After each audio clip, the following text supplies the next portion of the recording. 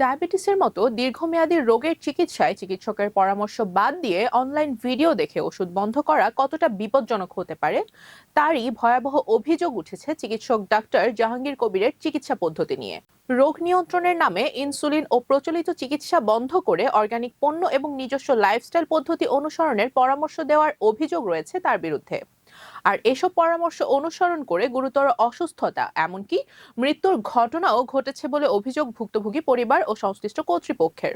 সামাজিক যোগাযোগ মাধ্যমে জনপ্রিয় ডাক্তার জাহাঙ্গীর কবির দীর্ঘদিন ধরে ডায়াবেটিস সহ বিভিন্ন রোগ নিয়ন্ত্রণে খাদ্যাভ্যাস, ব্যায়াম, ঘুম ও জীবনযাপনের পরিবর্তনের উপর জোর দিয়ে আসছেন। কিন্তু বিতর্ক তৈরি হয়েছে তখনই যখন তার কিছু বক্তব্যকে প্রচলিত চিকিৎসা বিজ্ঞানের সঙ্গে সাংঘর্ষিক বলে অভিযোগ তোলেন চিকিৎসকের একটি অংশ। 2021 সালেও foundation for doctor safety, rights and responsibilities বা এফডিএসআর তার কিটো ডায়েট সংক্রান্ত বক্তব্যকে অবৈজ্ঞানিক ও বিভ্রান্তিকর দাবি করে আইনি ব্যবস্থা নেওয়ার হুঁশিয়ারি দিয়েছিলেন।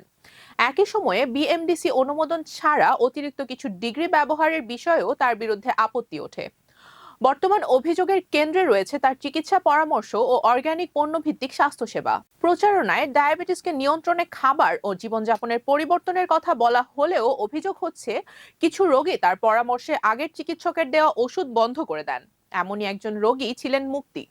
দীর্ঘদিন ডায়াবেটিসের চিকিৎসা নেওয়ার পর জাহাঙ্গীর কবিরের প্রচারণায় আকৃষ্ট হয়ে তিনি আগের প্রেসক্রিপশনের ওষুধ ছেড়ে তার পরামর্শ অনুযায়ী বিভিন্ন পণ্য ও খাবার গ্রহণ করেন বলে পরিবারের পক্ষ থেকে জানানো হয়েছে।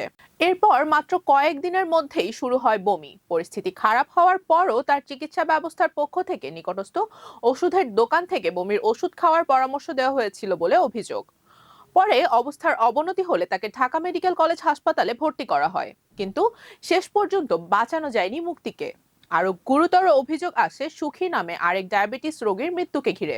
অভিযোগ অনুযায়ী জাহাঙ্গীর কবিরের চিকিৎসা পরামর্শ অনুসরণ করে তিনি ইনসুলিন নেওয়া বন্ধ করেছিলেন। পরে শারীরিক জটিলতায় তার মৃত্যু হয়। ঘটনাটির কারণ অনুসন্ধানে ঢাকা মেডিকেল কর্তৃপক্ষ তদন্ত কমিটি গঠন করে এবং বিষয়টি স্বাস্থ্য অধিদপ্তরকেও জানানো হয়। তদন্তের মাধ্যমে মৃত্যুর সঙ্গে চিকিৎসা পরামর্শের কোনো সম্পর্ক ছিল কিনা সেটিই ছিল মূল প্রশ্ন। চিকিৎসা বিশেষজ্ঞদের বক্তব্য স্পষ্ট, ডায়াবেটিস দীর্ঘমেয়াদী রোগ এবং রোগ নিয়ন্ত্রণে চিকিৎসকদের পরামর্শ অনুযায়ী ওষুধ, ইনসুলিন, খাদ্যাভ্যাস এবং নিয়মিত পরীক্ষা চালিয়ে যাওয়া অত্যন্ত গুরুত্বপূর্ণ। জীবনযাত্রার পরিবর্তন অনেক রোগীর ক্ষেত্রে রক্তের শর্করার নিয়ন্ত্রণে গুরুত্বপূর্ণ ভূমিকা রাখতে পারে, কিন্তু নিজের সিদ্ধান্তে চিকিৎসা বা ইনসুলিন বন্ধ করা গুরুতর ঝুঁকি তৈরি করতে পারে। বিতর্ক শুধু চিকিৎসা পরামর্শে সীমাবদ্ধ নয়। অভিযোগ উঠেছে ডাক্তার জাহাঙ্গীর কবিরের প্রতিষ্ঠানের বিক্রয় কেন্দ্রেও কর্মরত চিকিৎসক নন এমন ব্যক্তিরা রোগীদের খাদ্য ও পণ্য ব্যবহারের বিষয়ে পরামর্শ দিচ্ছেন। প্রশ্ন উঠেছে, রোগ নির্ণয় বা চিকিৎসা সংক্রান্ত সিদ্ধান্ত নেওয়ার ক্ষেত্রে একজন প্রশিক্ষিত চিকিৎসকের ভূমিকা ছাড়া এ ধরনের পরামর্শ কতটা নিরাপদ।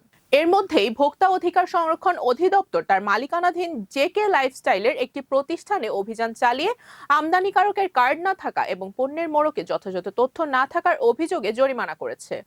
প্রতিষ্ঠানটির বর্তমান শর্তাবলীতেও তাদের সেবাকে সাধারণ ওয়েলনেস ও লাইফস্টাইল সহায়তা হিসেবে উল্লেখ করা হয়েছে এবং বলা হয়েছে এটি পেশাদার চিকিৎসা বা জরুরি চিকিৎসার বিকল্প নয়। তবে সব অভিযোগ অস্বীকার করেছেন ডক্টর জাহাঙ্গীর কবির। তার দাবি, রোগীর রক্তে শর্করা কমে গেলে নির্দিষ্ট ওষুধ বন্ধ করতে বলা হয়েছিল এবং পরবর্তী ঘটনাগুলোর দায় তার উপর চাপানো হচ্ছে। একই সঙ্গে তার অভিযোগ, প্রচলিত চিকিৎসা ব্যবস্থার কিছু সীমাবদ্ধতার সমালোচনা করায় একটি পক্ষ উদ্দেশ্যমূলকভাবে তার বিরুদ্ধে অপপ্রচার চালাচ্ছে। এদিকে চিকিৎসকদের সংগঠন এফডিএসআর বলেছে জাহাঙ্গীর কবিরের বক্তব্য ও চিকিৎসা পদ্ধতি তারা পর্যবেক্ষণ করছে এবং তার বিরুদ্ধে ব্যবস্থা নেওয়ার মতো প্রমাণ তাদের হাতে রয়েছে। সংগঠনটি আগেও কিটো ডায়েট নিয়ে তার বক্তব্যের বিরুদ্ধে আপত্তি জানিয়েছিল।